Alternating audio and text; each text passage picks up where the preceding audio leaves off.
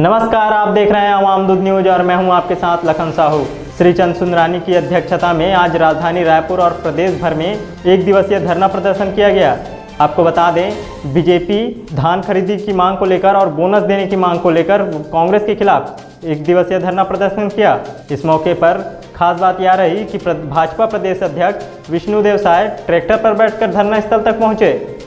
प्रदेश भर में आज भाजपा ने कांग्रेस के चुनावी घोषणा पत्र को याद दिलाते हुए और बोनस देने की मांग करते हुए रोजगार और हाथरस बलरामपुर में हुई घटना को लेकर घेरते हुए राजनीति करने का आरोप लगाया। इस मौके पर भाजपा के प्रदेश अध्यक्ष विष्णुदेव साय, सांसद सुनील सोनी और पूर्व कृषि मंत्री बृजमोहन सहित कई बड़े दिग्गज और उनके कार्यकर्ता मौजूद रहे।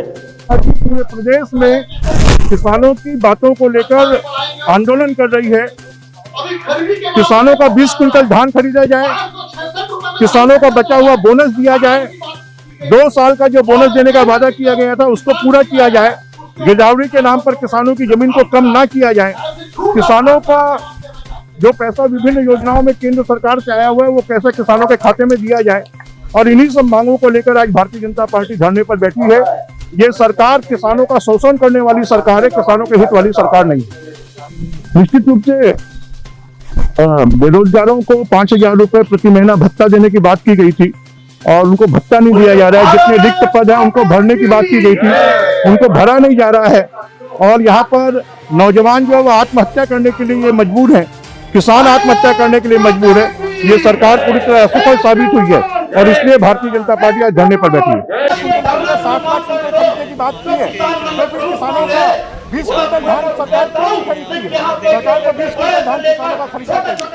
देखिए, आज पूरे छत्तीसगढ़ में हर विकासखंड मुख्यालय में भारतीय जनता पार्टी के कार्यकर्ता, नेता और किसानों की जो ज्वलंत समस्याएं हैं, जो मांग हैं, उसको लेकर एक दिवसीय धरना पर हैं। और उसी निमित्त हम भी यहाँ पर रायपुर जिले के धरना में हैं और हम लोग इस सरकार से इस धरना और ज्ञापन के माध्यम से ये मांग कर रहे हैं कि 1 नवंबर से धान खरीदी प्रारंभ करें। जैसे हम लोग भारतीय जनता पार्टी की सरकार में 1 नवंबर से धान खरीदते थे और हम किसान हैं, हम जानते हैं कि अभी किसानों का धान आना शुरू हो गया है। और इस साल केंद्र शासन 60 लाख मीट्रिक टन चावल ले रही है और जिसके लिए 90 लाख मीट्रिक टन धान की आवश्यकता होगी, तो सरकार 20 क्विंटल प्रति एकड़ किसानों का धान खरीदे। और ये लोग अपने घोषणा पत्र में वादा किए थे कि हम 2 साल का बोनस राशि देंगे। आज 2 साल होने को आए हैं इस सरकार का, लेकिन 2 साल का बोनस अब प्राप्त है, उसको भी यथाशीघ्र किसानों को दे। और जो अंतर की राशि है पिछले साल के धान का कीमत का 2 किस्त, उसको भी एक मुश्त दे और अभी 1 नवंबर के पहले दे। और जो पिछले साल किसानों को धान बेचने में, परिवहन में, भंडारण में जो परेशानी हुई है, वो परेशानी इस साल नहीं होनी चाहिए। जिस तरह से भारतीय जनता पार्टी की सरकार में आसानी से धान बेचते थे और भुगतान भी उनको 24 घंटे के अंदर मिल जाता था, उस तरह की व्यवस्था इस सरकार करे। ये सब मांग हम लोगों की आज इस धरना प्रदर्शन के माध्यम से इस सरकार से है।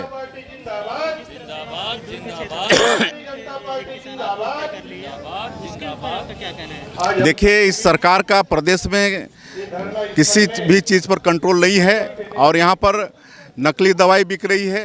और जो दुर्ग के निषाद किसान की बात हो रही है, वो नकली दवाई अपने फसल में छींटा और उसके कारण से फसल बर्बाद हुआ और वो सदमा सह नहीं पाया और वो आत्महत्या कर लिया।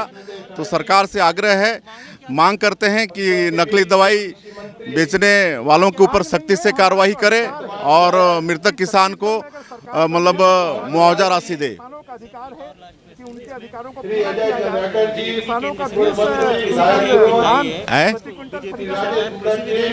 हाँ 1 नवंबर से दिवाली के दिवाली अच्छे तरीके से मना सके। जो उनकी 2500 रुपए की राशि है वो किसानों के खाते में। ऐसा कुछ नहीं है। कांग्रेस किसान विरोधी पार्टी है और इस देश में 55 से 60 साल तक कांग्रेस की सरकार रही और इनकी कृषि नीति ऐसी रही कि इस देश का किसान दिनों दिन गरीब होता गया, कर्जदार होता गया और आत्महत्या करने पर विवश हो गया।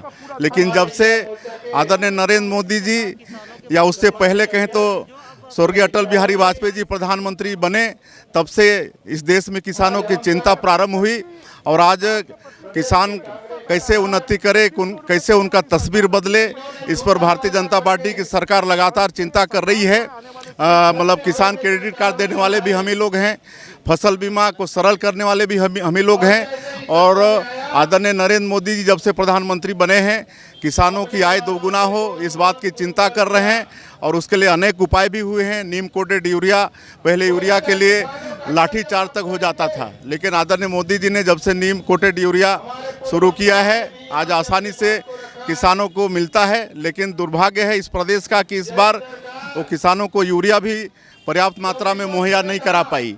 और भी प्रधानमंत्री सिंचाई योजना है और अभी जो ये 3 विधेयक कृषि संशोधन विधेयक आया है इसमें निश्चित रूप से किसानों को एक स्वतंत्र मार्केट मिल रहा है। पहले जो व्यवस्था थी, आज कांग्रेसी ये गलतफहमी पैदा कर रहे हैं कि इस विधेयक के आने से मंडी बंद हो जाएगी। मंडी बंद होने वाला नहीं है। एमएसपी बंद हो जाएगा, एमएसपी बंद होने वाला नहीं है, यथावत रहेगा। लेकिन किसान को अगर इस व्यवस्था से दूसरे जगह अगर कहीं ज़्यादा कीमत मिलता है देश के किसी भी मार्केट में, किसी भी जगह में, तो वहाँ पर बेचने के लिए स्वतंत्र होगा। ये स्वतंत्रता ये विधेयक मतलब किसानों को प्रदान करता है। उनको दाम भी ज़्यादा मिलेगा और सामूहिक खेती पर भी मतलब बढ़ावा दिया जा रहा है। छोटे छोटे किसान हैं, 1.5 2 एकड़ सीमांत कृषक हैं, 85% वो लोग ठीक से खेती नहीं कर पाते हैं। लेकिन अगर सामूहिक रूप से खेती करेंगे, कोई वहाँ पर कंपनी आ जाएगा, किसान भी अपना कंपनी बना के अगर वहाँ पर उनको अच्छा खाद बीज सब मिलेगा तो अच्छे से खेती करेंगे, पैदावार बढ़ेगा तो उनकी आर्थिक स्थिति और सुधरेगी। तो ये सब व्यवस्था इस विधेयक में है। ये ज़बरदस्ती कांग्रेस इस देश के किसानों को गलतफहमी में डालना चाहती है, लेकिन ये देश के किसान उनके गलतफहमी में आने वाले नहीं हैं। कांग्रेस पहले भी कई बातों को लेकर इस तरह से भ्रम पैदा करने का कोशिश किया है, चाहे वो राफेल डील हो या आपका सीएए कानून हो, लेकिन एक दिन जनता समझ गई। उसी तरह से इस विधेयक को भी किसान समझ रही है कि उनके हित में है और कांग्रेस के झांसे में आने वाली नहीं है।